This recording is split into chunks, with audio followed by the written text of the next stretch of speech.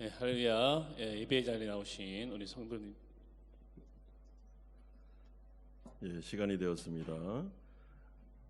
다 같이 일어나셔서 묵상 기도 드리심으로 2월 11일 주일 2부 예배를 하나님 앞에 드리겠습니다.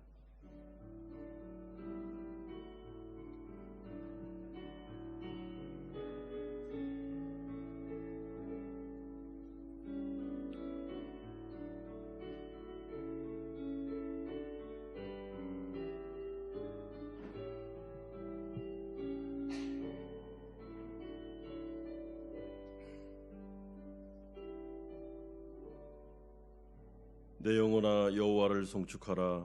내 속에 있는 것들아 다 그의 거룩한 이름을 송축하라. 내 영혼아 여호와를 송축하며 그의 모든 은택을 잃지 말지니라. 아멘. 거룩하신 아버지 하나님, 랜 명절을 맞이하여 우리 귀한 성도들에게 쉼을 주심을 감사드립니다. 거룩한 주일 하나님 앞에 나와 예배를 드립니다. 하나님 이 가운데 성령께서 함께하여 주시고 오늘 우리 가운데 말씀하여 주시며 우리의 답답한 심령 가운데 위로의 말씀을 덧입혀 주시옵소서.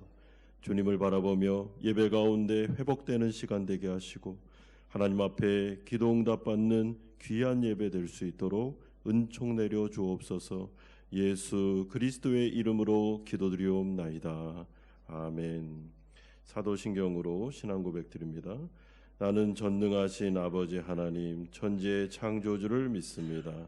나는 그의 유일하신 아들 우리 주 예수 그리스도를 믿습니다. 그는 성령으로 잉태되어 종정녀 마리아에게 나시고 본디오 빌라도에게 고난을 받아 십자가에 못 박혀 죽으시고 장사된 사흘 만에 죽은 자 가운데서 다시 살아나셨으며 하늘에 오르시어 전능하신 아버지 하나님 우편에 앉아 계시다가 거기로부터 살아있는 자와 죽은 자를 심판하러 오십니다. 나는 성령을 믿으며 거룩한 공교회와 성도의 교제와 죄를 용서받는 것과 몸의 부활과 영생을 믿습니다. 아멘. 자리에 앉으시겠습니다. 할렐루야. 예배 자리에 나오신 우리 성도님들을 주님의 이름으로 환영하고 축복합니다. 우리 옆에 분들 한번 인사했으면 좋겠습니다. 예수님의 이름으로 사랑하고 축복합니다. 한 번 더 인사했으면 좋겠습니다. 오늘도 하나님께서 풍성한 은혜를 주실 것입니다. 오늘도 하나님께서 예배를 통해 저희 여러분들에게 풍성한 하나님의 은혜를 내려주실 줄 믿습니다. 이 믿음 가지고 우리 함께 찬양하며 예배 자리에 나갔으면 좋겠습니다. 이 박수 치면서 함께 찬양하도록 하겠습니다. 구주의 십자가, 구주의 십자가 보혈로 죄 씻음 받기를 원하네. 내 죄를 씻으신 주 이름 찬송합시다. 찬송합시다. 찬송합시다. 내 죄를 씻으신 주 이름 찬송. 1절 한번 더 합시다. 그 주의 십자가 보혈로, 그 주의 십자가 보혈로 죄 씻음 받기를 원하네. 내 죄를 씻으신 주 이름 찬송합시다. 찬송합시다. 찬송합시다. 내 죄를 씻으신 주 이름 찬송합시다. 죄악을 속하여 주신 주, 죄악을 속하여 주신 주, 내 속에 들어와 계시네. 십자가 앞에서 주 이름 찬송합시다. 찬송합시다. 찬송합시다. 내 죄를 씻으신 주 이름 찬송합시다. 주 앞에 흐르는 생명수 날 씻어 정하게 하시네. 내 기쁨 정성을 다하여 찬송합시다. 내 주께 회개한 영혼을 젖었네. 힘없고 순전한 주 이름 찬송합시다. 찬송합시다. 찬송합시다. 찬송합시다. 내 죄를 씻으신 주 이름 찬송합시다. 찬송합시다. 찬송합시다. 내 죄를 씻으신 주 이름 찬송합시다. 찬송합시다.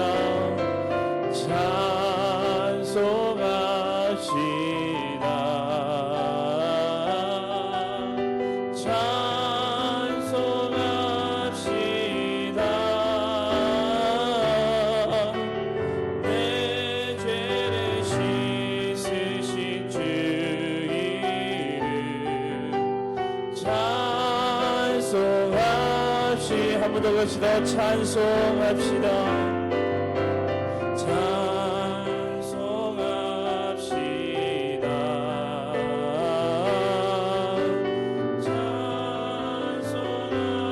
찬송합시다. 내 죄를 씻으신 주 이름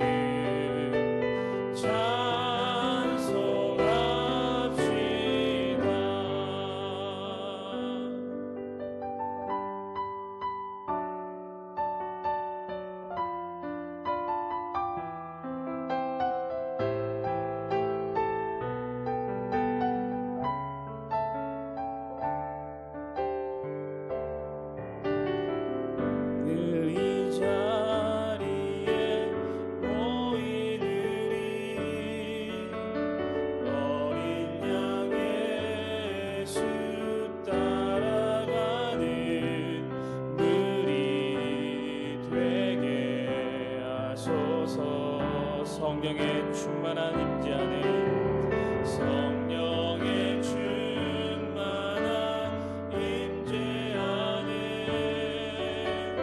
어둠 떠느리는 밝아져서 주를 보게.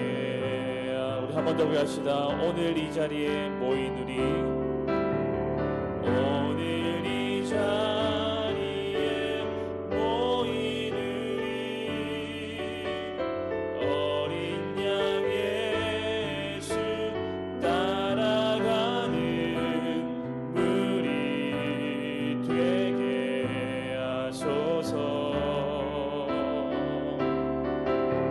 성령의 충만한 임재 안에 어둠 떠느리는 밝아져서 주를 보게 하소서. 고백합시다. 당신의 겸손함 당신의 겸손함 당신의 거룩함 당신의 정직함 우리에게 보이사 내 안에 교만함 내 안에 천박함 내 안에 거짓된 모든 벗어버리고 어린 양 예수 따라가는 우리 되게 하소서.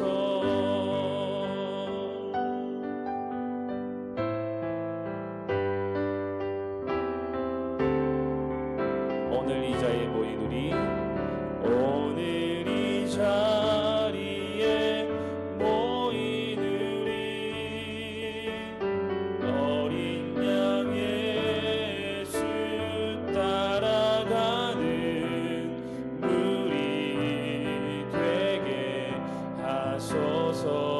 성령의 임재를 갈망합니다. 성령의 충만한 임재 안에 어둠 떠느리는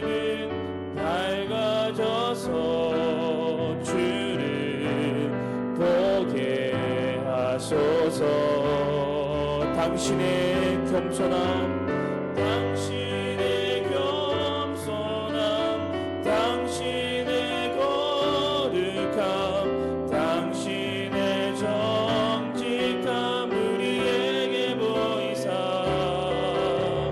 내 안에 교만함, 내 안에 천박함, 내 안에 거짓들 모두 벗어버리고 당신의 겸손함, 당신의 겸손함, 당신의 거룩함, 당신의 정직함 우리에게 보이사 내 안에 교만함, 내 안에 천박함, 내 안에 거짓들 모두 벗어버리고 한번 더 그러시라. 당신의 겸손함, 당신의 겸손함, 당신의 거룩함, 당신의 정직함 우리에게 보이사 내 안에 교만함, 내 안에 천박함, 내 안에 거짓들 모두 벗어버리고 어린 양 예수 따라가는 어린 양 예수 따라가는 무리 되게 어린 양 예수 따라가는 무리 되게 하소서. 어린 양 예수 따라가는 무리 되게 하소서. 예배로 나가며 함께 기도하겠습니다. 오늘 우리가 거룩한 존전 앞으로 나왔습니다. 한 주간을 살아가며 하나님의 마음을 아프게 해드렸던 우리의 마음에 있었던 또한 행동으로 지은 죄를 하나님 앞에 고백하고 아버지 앞에 회개하고 용서함을 받기를 소망합니다. 그래서 이 예배가 정결함을 덧입는 예배가 될 수 있도록 또한 예배 가운데 나아가면서 하나님께 집중하기를 원합니다. 주님의 말씀에 집중하기를 원합니다. 오늘 우리에게 말씀하여 주옵소서.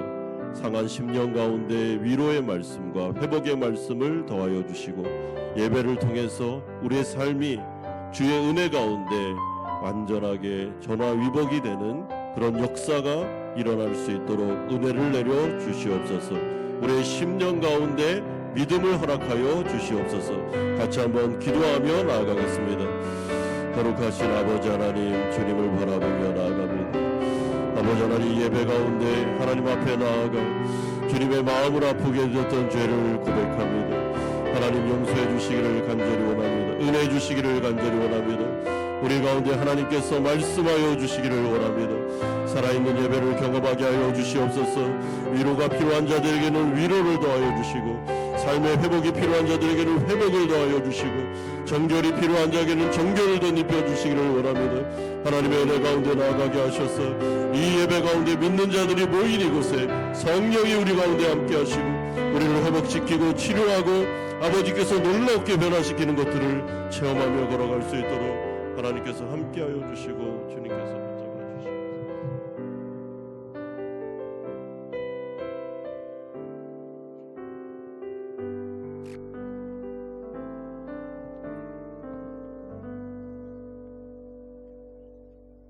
우리를 항상 인도하시는 하나님 형성대로 우리를 창조하시고 예수 그리스도를 통하여 새 생명 얻게 하시니 감사를 드립니다. 거룩한 주일 오늘 예배가 신령과 진정으로 드려지게 하사 하나님께만 영광과 찬양을 돌리기를 원합니다. 오늘 구정을 맞아여 많은 성도들이 가까운 곳이나 한국 등 여러 지역으로 출타 중에 오니 이 시간 같은 마음으로 은혜 예배에 동참하기를 원하며 오가는 여정을 지켜 주시옵소서. 다시 기쁘게 만나서 한마음 성도들로서 기쁨을 나누게 할 수 있게 하옵소서. 늘 우리 삶 속에서 독수리 눈동자같이 보호하여 주시고 지켜주심에 감사를 드립니다. 그러나 때때로 주님의 말씀을 지키지 못하고 죄와 타협하면서 살아왔음을 고백하오니 용서하여 주시옵소서. 우리에게 믿음을 허락하여 주시옵소서. 믿음은 바라는 것들의 실상이요 보이지 않는 것들의 증거라고 하셨으니 강하고 담대한 믿음으로 승리하는 삶을 살기를 원합니다. 능히 하나님 우리에게 성령 충만함을 주사 믿음으로 구하고 응답받게 하옵소서. 무슨 일을 하든지 주님을 먼저 생각하게 하시고 주님만 바라보게 하옵소서. 주님이 원하시는 우리 삶의 자리에서 최선을 다하면서 살아가는 우리들이 되기를 간절히 기도드리옵나이다. 한마음 교회를 위해서 기도드립니다. 한마음 교회가 드려지는 예배가 지속적으로 성령 충만함이 넘치는 예배가 되기를 기도드립니다. 또한 교회 이전을 위하여 간구하오니 우리 교회에 가장 적합한 건물을 주시옵고 계약이나 이사 등 모든 일정을 주님 지켜 주시옵소서. 24년도에 계획한 것들을 잘 준비하려고 합니다. 주님, 한마음 교회가 믿음 위에 더욱 믿음을 세우시고 이웃을 사랑하며 믿을 교육에 집중하고 전도와 구제 및 주신 사역을 통하여 건강한 예수 제자 공동체가 되게 하옵소서. 오늘 예배를 위하여 수고하시는 찬양팀과 찬양대 예배부를 그 수고를 기억하시고 위로하고 축복 내려 주시옵소서.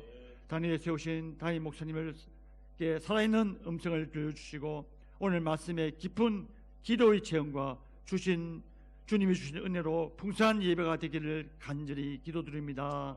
이 시간 주실 은혜를 기다리며 우리 예배를 아버지께 온전히 주장하여 주실 줄 믿으며 이 모든 것 예수님 이름으로 기도드리옵나이다. 아멘.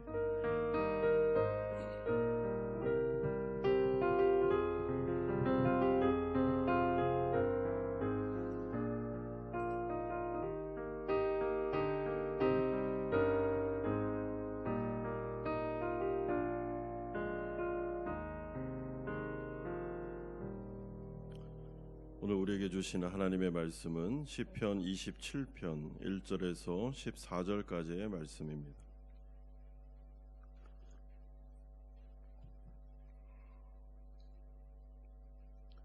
시편 27편 1절에서 14절까지의 말씀 우리 한 절씩 교독하겠습니다.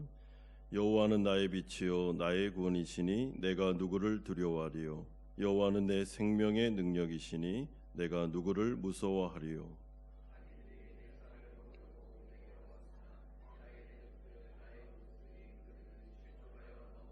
군대가 나를 대적하여 진칠지라도 내 마음이 두렵지 아니하며 전쟁이 일어나 나를 치려 할지라도 나는 여전히 태연하리로다.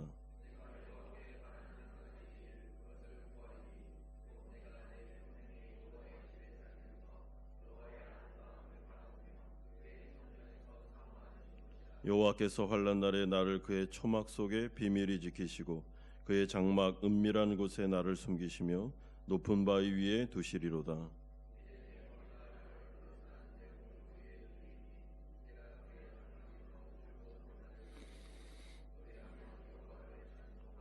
여호와여 내가 소리내어 부르짖을 때에 들으시고 또한 나를 긍휼히 여기사 응답하소서.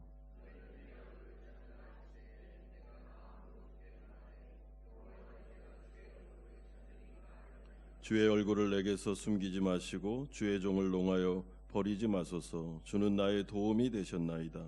나의 구원의 하나님이시여 너를 버리지 마시고 떠나지 마소서.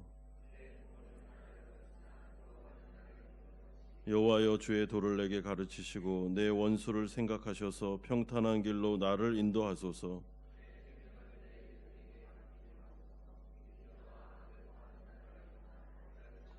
내가 산 자들의 땅에서 여호와의 선하심을 보게 될 줄 확실히 믿었도다. 너는 여호와를 기다릴지어다. 강하고 담대하며 여호와를 기다릴지어다. 아멘. 2024년도 우리가 구정을 맞이하고 있습니다. 우리 성도님들 어떻게 잘 평안하게 쉼을 가지고 계신지 모르겠습니다.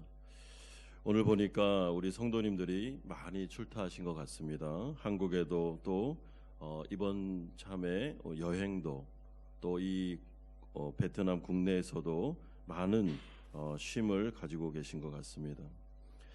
우리가 주일날 하나님 앞에 예배드릴 수 있다는 것 얼마나 감사한지 모르겠습니다.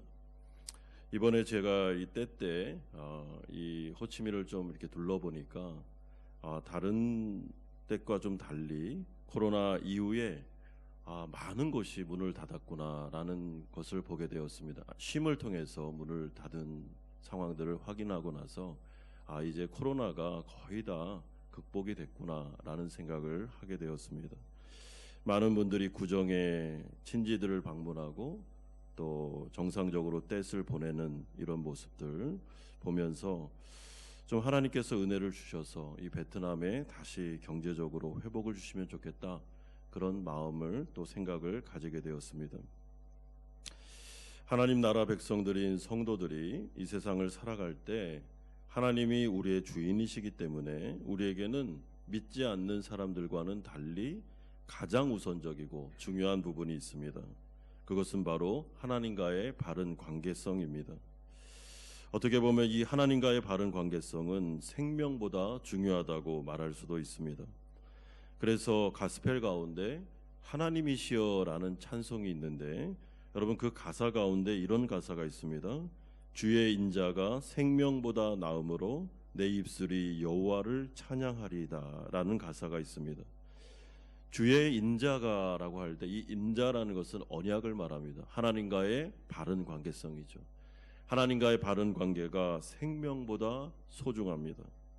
우리의 목숨보다도 더 중요한 것이 하나님과의 바른 관계입니다라는 찬송입니다. 우리가 오늘 살펴볼 이 시편 27편을 보시면 이 시는 다윗의 시인데, 다윗이 자신의 인생 가운데 많은 그런 우여곡절 가운데 하나님을 만나고 하나님의 도우심을 경험한 다음에 그가 쓴 결과물로서의 이 시를 우리가 살펴보게 됩니다. 여러분, 다윗이 체험한 하나님의 말씀, 그의 삶 속에서 경험한 하나님, 그것을 시의 형태로 기록했다는 점에서 이 말씀은 살아있는 말씀이라는 것을 우리는 기억할 필요가 있습니다.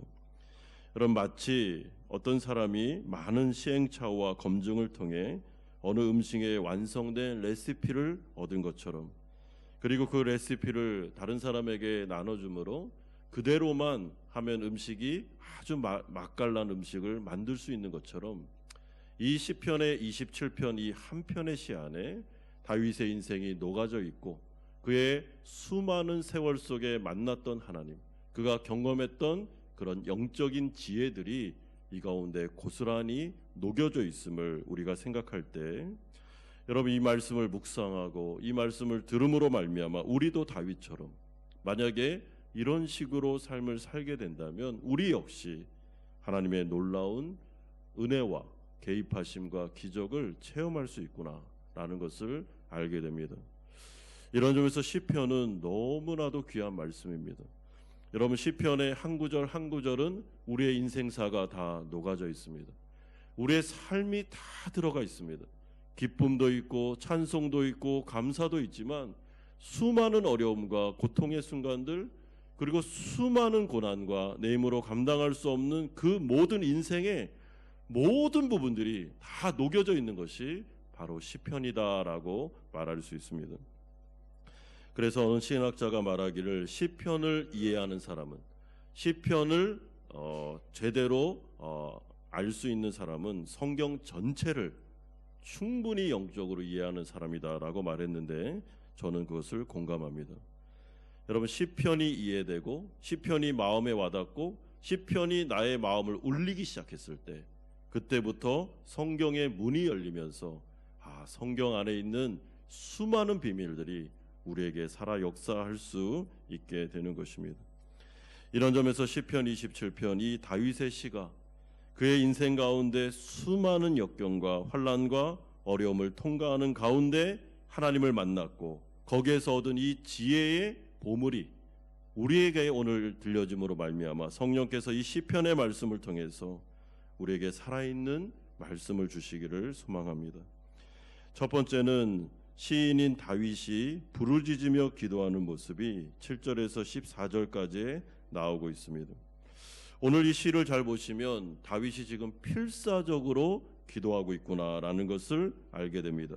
7절에 보시면 여호와여 내가 소리내어 부르짖을 때에 들으시고 또한 나를 긍휼히 여기사 응답하소서. 여러분, 이렇게 다윗이 기도하는 이유는 하나님께서 직접 고난 가운데, 어려움 가운데 하나님의 은혜를 찾으라고, 그러면 응답해 주시겠다는 약속의 말씀이 성경에 기록되어 있었으며 그것을 다윗이 보았기 때문입니다. 8절을 보십시오. 너희는 내 얼굴을 찾으라 하실 때에 내가 마음으로 주께 말하되 여호와여 내가 주의 얼굴을 찾으리라 하였나이다. 너희는 내 얼굴을 찾으라 하실 때에, 그러니까 하나님께서 먼저 이런 말씀을 주셨죠. 고난 가운데 다른 데 가지 말고 고난과 어려움과 내 힘으로 감당할 수 없는 수많은 문제 속에서 아무리 노력해도 이 문제가 잘 풀리지 않을 때는 내 얼굴을 찾으라 라고 주님이 말씀하셨기 때문에 제가 주님의 얼굴을 찾았습니다 라고 말합니다. 여러분, 구약 성경에서 나오는 하나님의 얼굴은 대부분 하나님의 은혜라고 보시면 됩니다. 하나님의 은혜를 구하라, 하나님의 개입하심을 구하라, 이 문제 가운데 하나님이 찾아오시기를 간절하게 기도하라 라는 것이 하나님의 명령이었고, 이에 따라 다윗은 자신이 만난 그 현실의 어려움 가운데 하나님의 은혜를 구하기 시작했다라고 말씀해주고 있습니다. 다윗은 지금 하나님의 개입하심과 은혜를 시급하게 구할 정도로 매우 위급하면서도 어려운 상황에 처해 있었습니다. 여러분, 2절에서 3절을 보면 그의 어려움은 전쟁의 위험과 악인들과 대적들과 원수들의 공격이었다라고 말하는데, 많은 신학자들이 이렇게 고난을 특정할 필요는 없다라고 해석하고 있습니다. 저도 거기에 동의합니다. 그렇기 때문에 다윗이 만난 고난이 전쟁이라고 특화되어 있긴 하지만은 우리에게 적용해 볼 때 꼭 전쟁 가운데 원수들을 만났을 때 이렇게 적용하기보다는 성도들이 이 세상을 살아가며 내 힘으로 감당할 수 없는 환난과 역경 속에서 하나님을 찾아야 된다라는 말씀으로 적용하는 것이 좋다라고 생각합니다. 그때 하나님께서는 하나님의 얼굴을 찾아라, 하나님의 은혜를 구하라, 하나님의 개입하심을 기도하라 라고 말씀하셨고, 이에 다윗은 그 말씀에 따라서 하나님께 나아가 기도하고 있습니다. 자신의 기도를 외면하지 말아달라고 그는 3번씩이나 하나님께 부르짖고 있습니다. 9절에 보시면 주의 얼굴을 내게서 숨기지 마시고 주의 종을 노하여 버리지 마소서. 나를 버리지 마시고 떠나지 마소서. 나를 버리지 말아 주십시오. 나를 떠나시면 안 됩니다 라는 것은 나의 기도에 외면하시면 안 됩니다 라는 뜻입니다. 이 세상에서는 다윗을 의지할 만한 사람이 한 명도 없었습니다. 10절에 기록된 대로 내 부모도 나를 떠났습니다 라고 했는데, 부모라고 특정 지을 필요가 없습니다. 다윗과 가장 가까이 있었던 사람들, 다윗이 어려움을 당했을 때 이 사람은 나를 도와줄 거야 라고 기대했던 사람들이 다 그를 버리고 떠나갔다는 것이죠. 여러분, 우리가 이것을 삶을 살다 보면 이런 경험들을 많이 하게 됩니다. 평상시에 좋았을 때, 우리가 어떻게 보면 잘 살 때는 사람들이 모이죠. 주위에서 자꾸만 사람들이 모여서 주위에 우리와 함께 식사도 하고 교제도 나눕니다. 그런데 인생을 살다 보면 인생이 잘 안 풀릴 때가 있습니다. 어려움을 당할 때가 있습니다. 그런데 희한하게도 그럴 때는 사람들이 우리 주위에 모이지 않습니다. 이상하게 우리를 외면하고 우리를 도와줄 마음을 갖지를 않게 되는 것입니다. 만약에 진짜 어려웠을 때 나를 도와주는 사람이 있다면 그 사람은 정말로 나를 사랑하는 그런 사람이 될 것입니다. 다윗도 지금 경험하고 있는 것 중에 하나는 정말 어려움 가운데 내가 의지할 만한 사람이 한 명도 없구나, 나를 도와줄 사람이 한 명도 없구나 라는 것을 그는 깨닫기 시작합니다. 그래서 하나님께 나아가 간절히 부르짖고 있는 것입니다. 그런데 다윗이 그 가운데, 기도하는 가운데 많은 어려움을 겪게 되는데 그 중에 내면적인 어려움, 영적인 전투를 벌이기 시작합니다. 그래서 그는 믿음으로 자신을 향해 설득하는 기도를 하고 있습니다. 13절에 내가 산자들의 땅에서 여호와의 선하심을 보게 될 줄 확실히 믿었도다. 14절에 너는 여호와를 기다릴지어다 강하고 담대하며 여호와를 기다릴지어다. 여러분, 이것은 이런 뜻입니다. 어떠한 어려움과 환난 가운데서도 나는 낙심하지 않고 그 너머에 있는 하나님의 계획과 선하심을 바라보며 하나님께서 반드시 나를 구해주시고 살려줄 것을 믿을 것이다. 그러므로 다윗 너는 여호와를 기다리라, 그분을 기대하라, 강하고 담대하라 라고 말하면서 기도하는 가운데 다윗이 자신을 향해서 설득하는 내용들이 나오고 있습니다. 여러분, 지금 시인은 영적인 전쟁을 벌이고 있습니다. 마음에 낙심이 되고 마음이 흔들리고 어려움을 경험하고 있습니다. 그렇기 때문에 기도가 잘 안 되고 기도하는 가운데 어려움을 많이 겪게 되는 것입니다. 또한 사탄 마귀가 이 시인으로 하여금 기도하지 못하도록 굉장히 많은 걱정거리와 근심거리들로 공격하고 있는 것을 그가 느끼고 있습니다. 여러분, 밖으로도 힘든데 내면적으로도 상당히 어려운 시기를 보내고 있을 때 다윗은 기도하기를 선택했고 그리고 하나님의 은혜를 구하기를 선택했으며 그 기도하는 가운데 기도를 멈추게 하는 그런 수많은 공격 앞에서도 다윗은 성령을 의지해서 기도를 통해서 자신을 설득하는 그런 내용을 담고 있습니다. 강하고 담대하라, 하나님을 기대하라, 하나님을 기다리라 라고 그는 자신에게 소리치고 있습니다. 여러분, 이것이 바로 우리가 본받아야 될 다윗의 영성이라고 저는 생각합니다. 왜냐하면 기도한다, 기도하자라고 해서 기도가 되는 것이 아니기 때문입니다. 수많은 원수와 사탄들이 우리가 하나님 앞에 하나님을 의지하고 하나님의 은혜를 구하고 하나님을 기다리고 하나님을 기대하지 못하도록 두려움과 잡념들과 불안과 근심의 생각들을 우리의 마음속에 끊임없이 넣기 때문입니다. 이 유혹 앞에서 마음을 굳게 붙잡고 상황도 어렵지만 내 기대와 달리 상황이 이루어지고 있지만은 그럼에도 불구하고 끝까지 믿음으로 이 역경을 이겨내기 위해서는 마음속에 담대함이 필요한데 여러분, 가만히 있으면 안 됩니다. 성도들이 그냥 가만히 있으면 침체될 수밖에 없습니다. 여러분, 이 마음속에 있는 그 수많은 생각 속에 우리가 떠내려갈 수밖에 없는 것입니다. 그럴 때는 마치 연어가 강을 이렇게 역류해서 역행해서 막 올라오는 것처럼 성령의 은혜를 붙잡고 우리도 영적인 전쟁을 벌이면서 계속해서 자신을 향해서 설득시켜야 됩니다. 너는 하나님을 소망하라, 하나님을 바라봐야 된다, 하나님을 기대해야 된다, 낙심이 일어나는 그 마음에 무너지면 안 된다 하면서 성령을 의지해서 계속 마음속에 영적인 전쟁을 벌여야 되는 것입니다. 여러분, 그것이 바로 살아있는 영성이며 지금 다윗이 체험하고 있는 것입니다. 여러분, 시편의 말씀이 구구절절 우리의 마음을 울리는 이유가 무엇입니까? 우리가 경험하는 내용을 그대로 적어놓기 때문에 그런 것 아니겠습니까? 여러분, 우리가 얼마나 연약합니까? 강하다 생각하지만 부모도 떠나고 의지할 만한 사람이 아무도 없을 때 그때 믿음이 나와야 되는데 사실은 그때 믿음이 나오는 게 얼마나 어렵습니까? 여러분, 마음이 무너지며 낙심되고 염려와 근심이 막 몰려올 때 마치 쓰나미처럼 몰려와서 우리가 완전히 바닥에 엎어질 때가 한두 번이 아니지 않습니까? 다윗도 지금 그런 경험을 하고 있는 거 아니겠습니까? 여러분, 다윗은 예수도 아니고 하나님도 아닙니다. 연약한 인간이죠.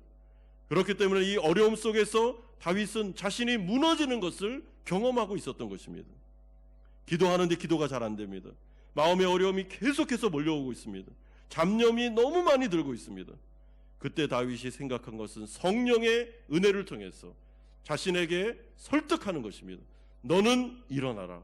여호와를 기대해야 된다. 절대로 이 소망을 포기하면 안 된다. 그러면 너는 완전히 무너질 수밖에 없다고. 다윗은 성령을 의지해서 자신을 설득하고 있습니다. 이때 두 번째로 시인인 다윗이 체험한 그리고 고백하는 내용이 1절에서 3절에 나오고 있습니다. 그러면 이렇게 치열하게 기도 가운데 하나님을께 간절하게 간구하며 자신을 설득했던 다윗의 기도는 어떻게 되었겠습니까? 여러분 2절에 보면 하나님의 응답을 그가 체험적으로 경험했다고 고백하고 있습니다. 2절에 보시면 악인들이 내 살을 먹으려고 내게로 왔으나 나의 대적들 나의 원수들인 그들은 실족하여 넘어졌도다라고 말합니다. 실족해서 넘어졌다라는 것은 완료형입니다. 그러니까 참 희한하게 여러분 기도하는 가운데 실족해서 넘어지는 것을 그가 기도 응답으로 받았다라고 해석할 수도 있고, 실제로 기도를 통해서 이 전쟁 가운데 승리하는 것을 체험했다라고 해석할 수도 있습니다. 두 가지 해석이 다 가능합니다. 문제는 그가 기도하는 가운데 응답을 받게 된 것입니다.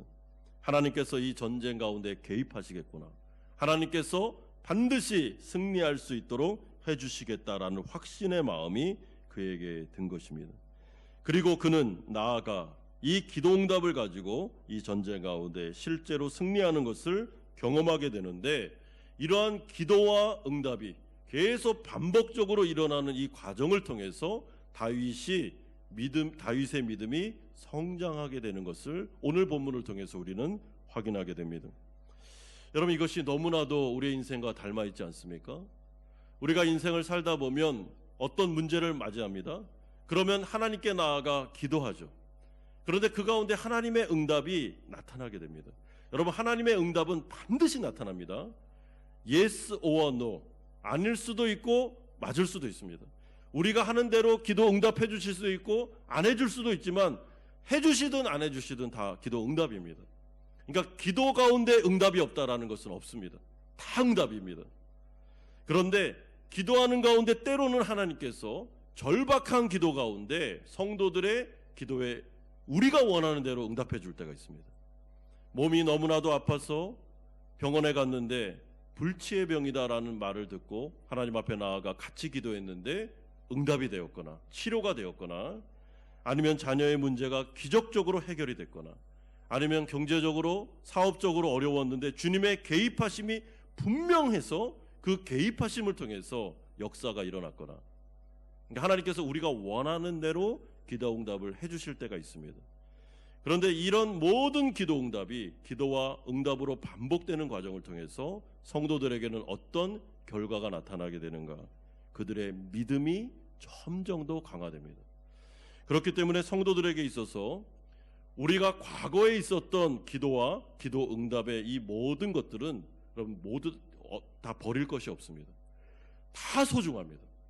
그리고 이 모든 것들은 우리의 기억 속에 기록해둬야 됩니다. 이걸 버리면 안 됩니다. 그래, 그때 하나님께서 이런 응답을 주셨지. 그래, 그때 하나님께서 이 길을 막으셨지. 그래서 우리가 이런 어려운 가운데 하나님을 체험했지. 라는 그 수많은 기억들은, 그 체험들은 우리의 믿음을 성장시키는 쪽으로 나아가게 됩니다. 여러분, 그 결과 다윗이 뭐라고 고백합니까? 1절에 보십시오. 여호와는 나의 빛이요 나의 구원이시니 내가 누구를 두려워하리요? 여호와는 내 생명의 능력이시니 내가 누구를 무서워하리요? 3절에도 보십시오.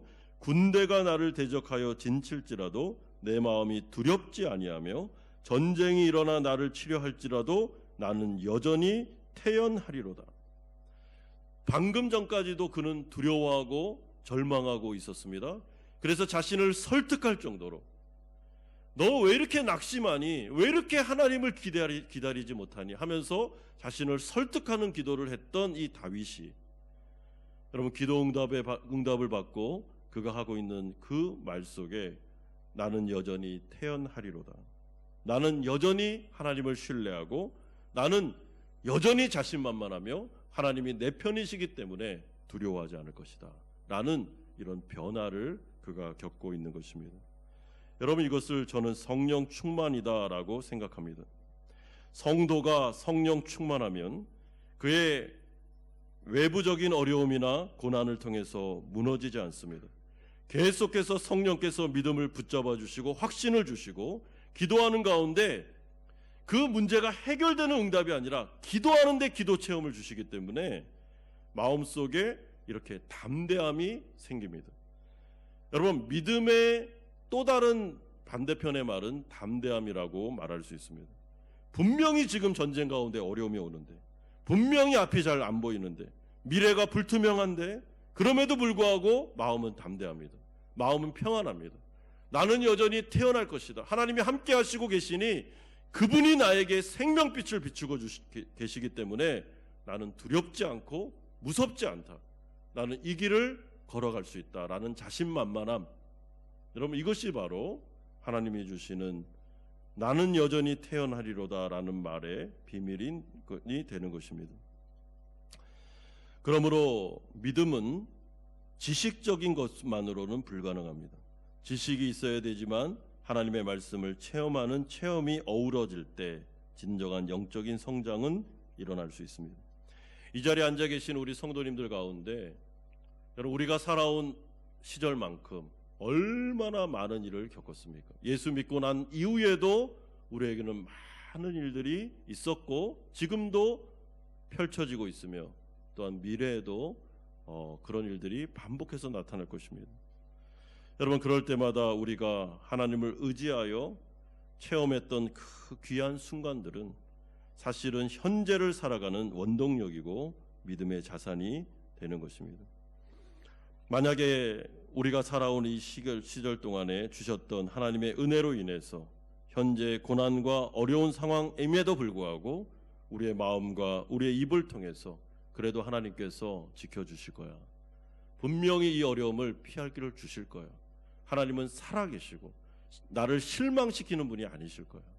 하나님은 이 문제를 하나님의 뜻대로 해결해 주실 거야 라는 담대함과 또 마음속의 평안함과 또 마음속의 태어남이 내 마음속에 있다면 그러면 그것은 성령께서 주시는 은혜요 선물임을 생각하시고 내가 이만큼 믿음이 성장했구나. 그래도 내가 이 정도까지 하나님을 신뢰하는 부분에 있어서 자랐구나라는 것을 생각하시면 됩니다. 다윗의 신앙이 얼마나 많이 성숙했는지 모릅니다. 여러분, 사무엘 상하서를 보시면 다윗의 인생이 쫙 나오는데 얼마나 어려움이 많이 있었습니까? 다윗의 인생 속에 수많은 전쟁과 아픔과 고통과 그리고 사울에게 쫓기는 그 광야 시절들, 이 모든 순간 속에 다윗이 의지할 수 있는 분은 하나님밖에 없었습니다. 그렇기 때문에 다윗의 자산은 하나님이었습니다. 하나님이 늘 도와줬고 늘 함께 해주셨고 늘 실망치 않으셨으며 늘 붙잡아 주셨던, 그러니까 다윗의 인생 전체를 요약해 보면 하나님의 은혜였구나라는 것을 알게 됩니다. 그러면서 그가 신앙이 이렇게 성숙해 가는데, 그럼 다윗의 말년을 보시면 참 사람이 정말 성숙하다라는 것을 우리가 깨닫게 됩니다. 여러분, 그게 하루아침에 됐겠습니까? 이 시편의 27편이 하루아침에 기록되었겠습니까? 그럴 수가 없는 것이죠. 사도 바울의 인생을 우리가 찬찬히 잘 살펴봐도 그렇게 성격이 급하고 그렇게 다혈질이고 열정은 뛰어난데 너무나도 다른 사람을 배려하지 못하는 그런 초창기의 모습들과 그가 말년에 마지막 순간에 고백하는 그 말씀들을 보면 이 사람이 너무나도 많이 성숙해 있는 것을 보게 되는데, 여러분, 그 안에 하나님의 말씀을 가지고 씨름하고 고난 중에 주님과 동행하고 하는 것들이 녹여져 있어서 그 모든 것들이 자산이 되어 그가 신앙 성숙을 이루는 것을 확인하게 됩니다. 사도 요한도 마찬가지고 베드로도 마찬가지고 모든 사람이 똑같습니다. 그렇기 때문에 우리가 지금까지 살아오면서 많은 경험과 어려움과 이 모든 것들은 여러분 하나도 버릴 것이 없는 우리의 자산이 되는데, 다윗은 이 어려움 속에서도 뭐라 그럽니까? 내가 누구를 두려워하리요? 내가 누구를 무서워하겠느냐? 나는 여전히 태연히 주님을 바라볼 것이다 라고 말씀하고 있습니다. 그러므로 어떤 어려운 순간 속에도 낙심하지 않고 영적으로 기도하며 내면과 싸우면서 주님을 굳건히 붙잡을 때 우리도 다윗과 같이 이런 영성을 회복할 수 있음을 알게 됩니다. 그런 가운데 시인인 다윗은 한 가지의 영적인 비밀을 알게 되었다, 깨닫게 되었다라는 내용이 4절에서 6절에 나오고 있습니다. 여러분, 다윗이 자신의 고난을 통과하며 체험하는 이 살아있는 하나님의 아는 지식 속에서 그가 그 그 핵심 중에 핵심인 한 가지의 비밀을 알게 되는데 그것이 바로 예배의 비밀이었습니다. 4절에 보십시오. 내가 여호와께 바라는 한 가지 일 그것을 구하리니 곧 내가 내 평생에 여호와의 집에 살면서 여호와의 아름다움을 바라보며 그의 성전에서 사모하는 그것이라. 여기서 여호와의 집에 살면서라는 말은 성소의 예배에 참여하면서 하나님의 말씀에 통치를 받으면서라는 뜻이 되고, 여호와의 아름다움을 바라보며라는 말은 기도에 응답하시는 하나님을 기대하며라고 번역할 수도 있습니다. 그러므로 4절의 말씀을 우리가 알기 쉽게 해석하면 다음과 같습니다. 내가 여호와께 바라는 한 가지는 나의 평생의 하나님을 예배함으로 하나님의 말씀의 통치를 받으면서 나의 기도에 응답하시는 하나님을 소망하면서 사는 것이다 라고 해석할 수 있습니다. 여러분, 이것이 바로 다윗이 고난 중에 기도하는 가운데 체험한 영적인 비밀 중에 한 가지였습니다. 그에게 있어서 이 고난 중에 어려움 속에서 예배는 포기할 수 없는 가치다라는 것을 그가 알았습니다. 근데 이것은 그냥 아는 지식이 아니라 체험했습니다. 이상하게 하나님 앞에 나와 예배만 드리면 마음이 평안해지는 것을 느꼈습니다. 예배만 드리면 희한하게 성령의 역사함으로 마음이 담대해지는 것을 그가 경험하게 된 것입니다. 이것이 바로 하나님께서 이 극심한 고난 중에 다윗에게 베풀어 주셨던 너무나도 귀한 체험이었습니다. 여러분, 이것이 바로 성령 체험이죠. 성령께서 희한하게 그 다윗에게 다윗이 드리는 예배마다 은혜를 주시고 회복을 주시고 위로를 주시는 것을 특별한 기간 동안에 그가 경험하게 된 것입니다. 여러분, 이것은 하나님 앞에서 정말 귀하게 대접받는 자들에게만 주시는 하나님의 은총이라는 것을 우리는 알게 됩니다. 왜냐하면 이 예배라는 것은 사람들만 모여있는 곳이 아니기 때문에, 여기께는 성령을 통해 하나님이 임재하시는 곳이기 때문에 이 예배는 사람들이 이렇게 단합해서 힘을 모아서 드리는 곳이 아닙니다. 여기는 하나님의 은혜와 성령이 함께하지 않으면 예배는 살아있는 예배가 될 수 없고 체험적인 예배가 될 수 없는 것입니다.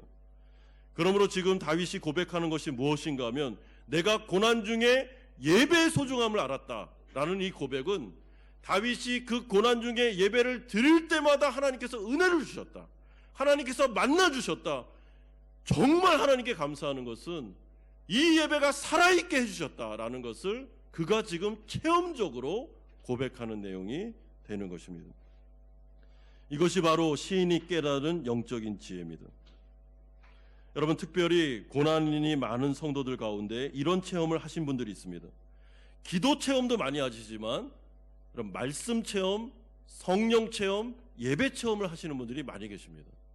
그래서 고난 중에 이런 체험을 하는 분들은 예배가 그의 일상에서 이 고난이 다 지나간 다음에도 그의 삶 가운데 중심을 차지하게 됩니다. 예배를 빼먹는다? 상상을 할 수 없다라고 그는 생각합니다. 왜냐하면 자기가 어려웠을 때 고난 중에 희한하게 하나님 앞에 예배드려 나왔는데 예배 가운데 특별한 요소가 있었던 것도 아닌데 하나님께서 그 예배를 통하여 설교자를 통해서 자신을 위로하시고 성경 그 찬송가 한 구절 한 구절이 마음에 막 꽂히면서 자신을 붙잡아 주시고, 기도하는 가운데 마음속에 담대함을 주시고, 마지막에 축도하는 가운데 하나님께서 새 힘을 공급해 주는 것을 반복적으로 경험했기 때문에 이 예배라는 게 그냥 드리는 형식이 아니구나, 이거는 살아있는 것이구나, 살아있는 하나님을 만나는 것이구나, 내가 예배를 드리지 않으면 이 고난을 이겨낼 수 없구나 라는 것을 체험했기 때문에 어떻게 합니까? 고난이 다 통과하고 평안한 시절이 왔다 할지라도 절대로 예배를 빼먹지 않으면서 이 예배의 소중함을 알기 때문에 그는 그 예배의 삶을 평생도록 살아가게 되는 것입니다. 그러므로 다윗이 지금 고백하는 것은 생생하게 자신이 고난 중에 체험했던 예배에 대해서 그는 우리에게 알려주고 있습니다. 여러분, 5절에서 6절도 보십시오. 여호와께서 환난 날에 나를 그의 초막 속에 비밀히 지키시고 그의 장막 은밀한 곳에 나를 숨기시며 높은 바위 위에 두시리로다. 이제 내 머리가 나를 둘러싼 내 원수 위에 들리리니 내가 그의 장막에서 즐거운 제사를 드리겠고 노래하며 여호와를 찬송하리로다. 여기서 초막이나 장막은 모두 성소를 의미합니다. 그러므로 다윗은 자신의 거룩한 성소에서 하나님께 예배드리는 가운데 하나님께서 자신을 환난 날에 비밀히 지키시고 은밀한 곳에 숨기시며 높은 곳에 두심으로 원수로부터 승리케 하셨음을 경험했다라고 고백하고 있습니다. 만약에 지금의 상황이 과거의 상황이 전쟁이었다면 그가 형식적으로 이렇게 공예배가 드려지는 가운데 예배를 드리기는 불가능했을 겁니다. 그는 동굴에서 아니면 피난처에서 적들을 피해서 아마 그 처소에 있었겠죠. 그런데 그는 그 처소에서 예배 처소로 만들고 하나님의 임재를 만들면서 거기서 예배드림으로 하나님을 체험하게 된 것입니다. 그러므로 공예배만 중요한 것이 아니라 어려움 속에서 자신이 힘든 그곳에서 가정 가운데 예배를 드렸던 가정 예배들, 아니면 한두 사람이 모여서 함께 찬양하고 기도하며 드렸던 예배들, 아니면 예배 형식은 없지만 성경을 읽는 가운데 그 말씀이 나를 지배했던 모든 경험들, 이것이 바로 모두 다 살아있는 예배의 체험이 되는 것입니다. 그러므로 다윗은 오늘 이 고난 속에서 기도하는 가운데 기도 체험만 한 것이 아니라 예배 체험을 통해서 예배 자체가 우리에게는 위로였고 자신을 살리는 힘이었다라고 그는 고백하며 우리에게 이 비밀을 알려주고 있습니다. 사랑하는 성도 여러분, 여러분 가운데도 혹시 이런 예배 체험이 있지 않습니까? 하나님 앞에 나와서 예배 드리는데 너무 마음이 낙심돼서, 마음이 너무나도 복잡하고 무너지고 인생 가운데 정말 풀리지 않는 그 수많은 세월 속에 어려움 가운데 마음이 너무나도 무거워서 예배 가운데 딱 나왔는데 앞에서 찬양 인도하는 분이 찬양을 시작하는 그 순간부터 마음에 위로가 임하면서 찬양의 가사 한 구절 한 구절이 마음에 꽂히면서 눈물이 쫙 흐르면서 예배를 마치는 그때는 들어오기 전과 완전히 다른 변화된 나를 경험해 본 적이 있지는 않으십니까? 여러분, 그것이 바로 살아있는 예배를 체험한 것입니다. 똑같은 설교, 똑같은 찬양, 똑같은 기도였는데 오늘 이 예배는 달랐다라고 체험적으로 말씀하시는 분이 있다면 그것은 성령께서 온전하게 역사하신 체험이 되는 것입니다. 여러분, 제가 1월 달에 이렇게 금요일 날 찬양 예배를 드리는데 제가 이런 체험을 몇 번을 했습니다. 참 희한하게 예배를 드리는 전에는 마음이 좀 무거웠는데 예배를 드리는 순간부터, 찬양을 딱 시작하는 순간부터 참 그 찬양 인도자의 멘트를 어떻게 하나님이 그렇게 내 상황하고 똑같이 말씀하시는지, 그리 아니하실지라도 라는 찬양을 하는데 막 참 희한한 그런 은혜를 경험한 것 같습니다. 그리고 예배를 딱 드리고 났는데 제가 이렇게 집에 가면서 아내한테 그런 얘기를 했습니다. 여보, 예배가 위로다. 예배가 회복이다. 뭐 수많은 말, 뭐 옆에 있는 분들이 와서 막 위로해 주시고 이런 말도 너무 귀하지만 한 번의 예배가 우리에게는 진정한 위로고 진정한 회복이었다는 것을 경험하게 됐어. 이렇게 고백한 적이 있습니다. 여러분, 이 예배가 정말 소중한 이유는 주님께서 이 가운데 임재하시며 우리를 만나시기 때문입니다. 하나님은 설교를 통해서도, 찬송을 통해서도, 기도를 통해서도, 또한 예배를 인도하고 있는 그런 대표 기도자의 기도를 통해서나 아니면 찬양 인도자의 멘트를 통해서도 우리 가운데 말씀하실 수 있는 분이시며 우리를 위로하고 회복하실 수 있는 분이십니다.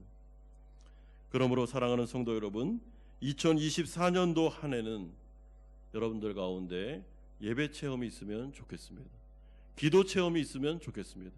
2024년도도 분명히 우리 가운데 어려움은 계속 올 겁니다. 여러분, 2022년도 3년도가 어려웠으니까 이번 연도는 평안을 주실 수도 있습니다. 그러나 이 죄 많은 인생 가운데 평안을 주시는 것은 아주 특별한 때입니다. 여러분, 전 세계적으로 전쟁이 그친 해가 없습니다.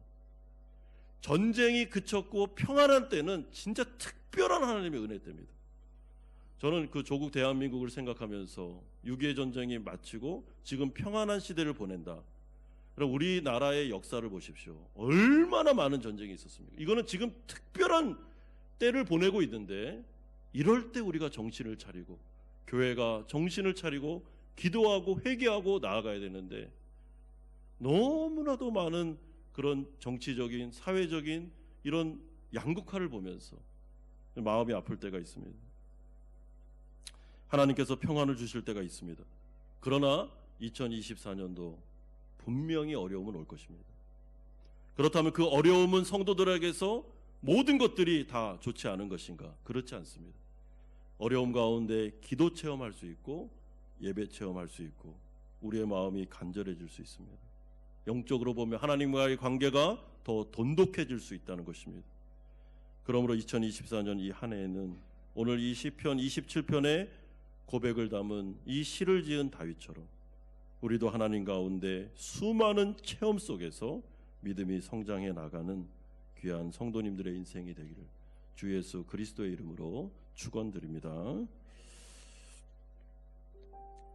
같이 한번 우리 들은 말씀 생각하면서 좀 기도하면 좋겠습니다.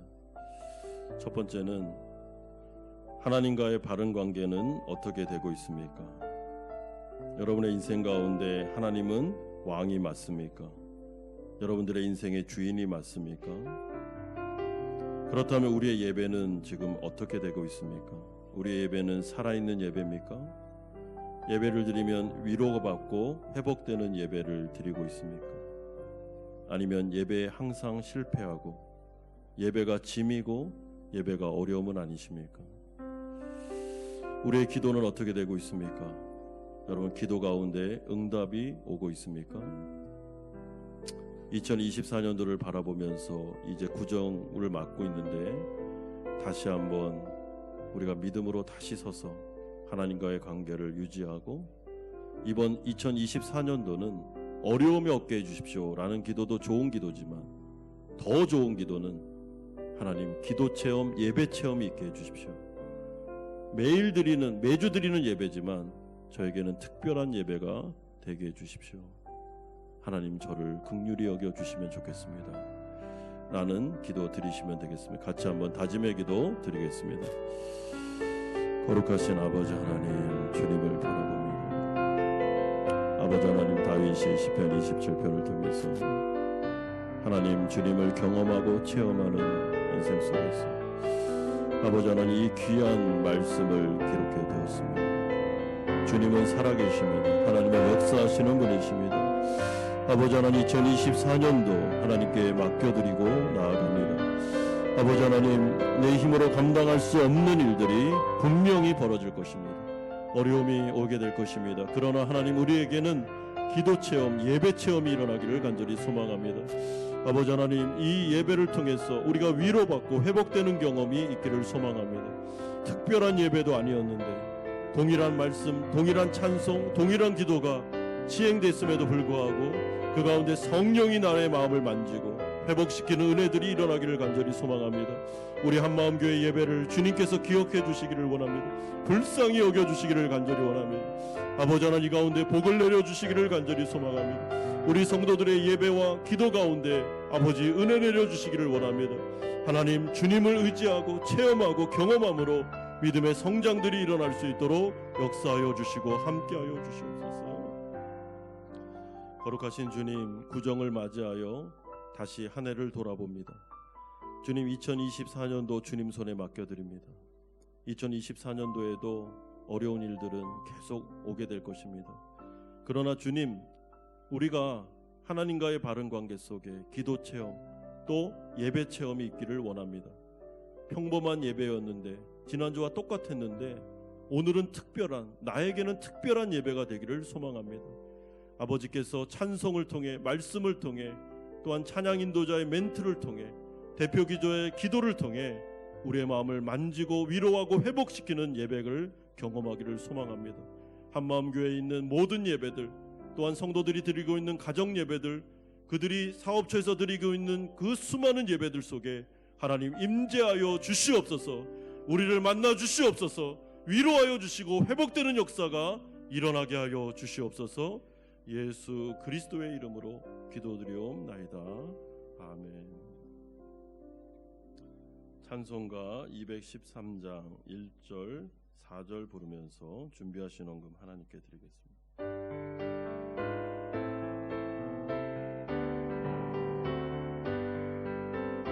나의 생명 드리니 여받아 주셔서 세상 사랑 할 동안 찬송하게 하소서. 나의 보아 드리니 받아 주셔서 하늘나라에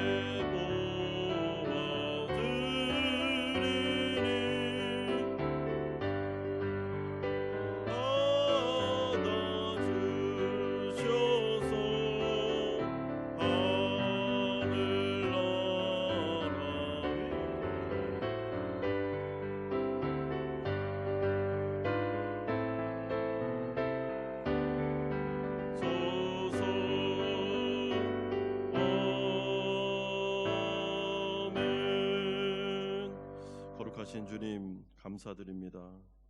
하나님의 은혜로 한 주를 살았습니다.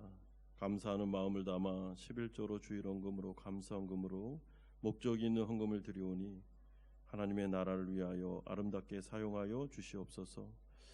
우리 성도들의 인생 속에 동행하여 주시고 그들의 가정과 직장과 사업장을 붙잡으시며 또한 미래를 주관하시고 또한 자녀들을 건사해 주시기를 소망합니다. 하나님의 동행하심을 구합니다. 하나님의 은혜만을 구합니다. 때를 맞이하여 한 해를 돌아봅니다. 주님께 맡겨드리오니 하나님께서 이끌어 주옵소서. 몸과 마음이 아픈 성도들이 계십니다. 어루만져 주시고 하나님 치료의 광선을 발하여 주시옵소서. 해결할 문제를 가지고 주님 앞에 나온 성도들 한 분 한 분 안수하셔서 그들의 문제가 주님의 뜻 안에서 해결될 수 있도록 은총 내려 주시옵소서. 예수 그리스도의 이름으로 기도드리옵나이다. 아멘. 광고 말씀 드리겠습니다. 2024년도 1월 28일 주일날 우리 저희가 공동의회를 하게 되었는데요. 예결산 주제와 또한 제3차 정강 개정을 위한 공동의회였습니다. 지난주에 우리 결과를 좀 알려드렸어야 되는데 죄송합니다. 지난주에 알려드리지 못했고요. 이번 주에 알려드립니다. 1월 28일 주일 공동의회의 제3차 정강 개정안이 3분의 2 찬성을 득하여 통과되었음을 알려드립니다. 그래서 제3차로 개정된 정관이 이제부터 유효하게 시행되게 되겠습니다. 참고하시면 되겠습니다. 참고로 우리 정관을 좀 알기를 원하시는 분은 우리 사무실로 와서 알려주시면 저희가 개인적으로 열람할 수 있게 되겠습니다. 댁 기간 예배에 대한 광고드립니다. 내일과 화요일 양일간은 새벽 예배를 운영하지 않는다라는 거 기억하시고 수요일부터 정상적으로 새벽 예배가 진행되니까 그렇게 하시면 되겠습니다. 다 같이 일어나셔서 주기도문 찬양하고 축도로 예배를 마치겠습니다.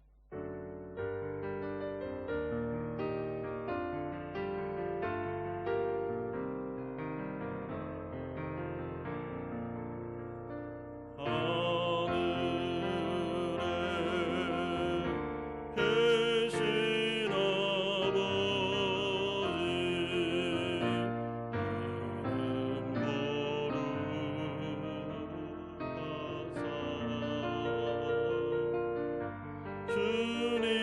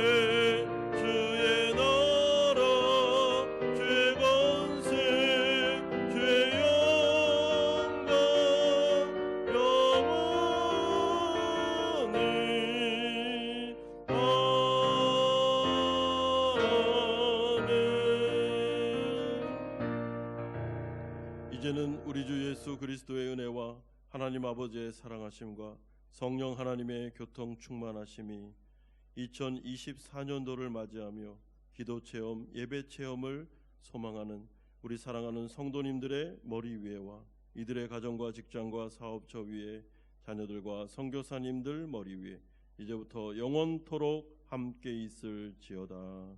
아멘.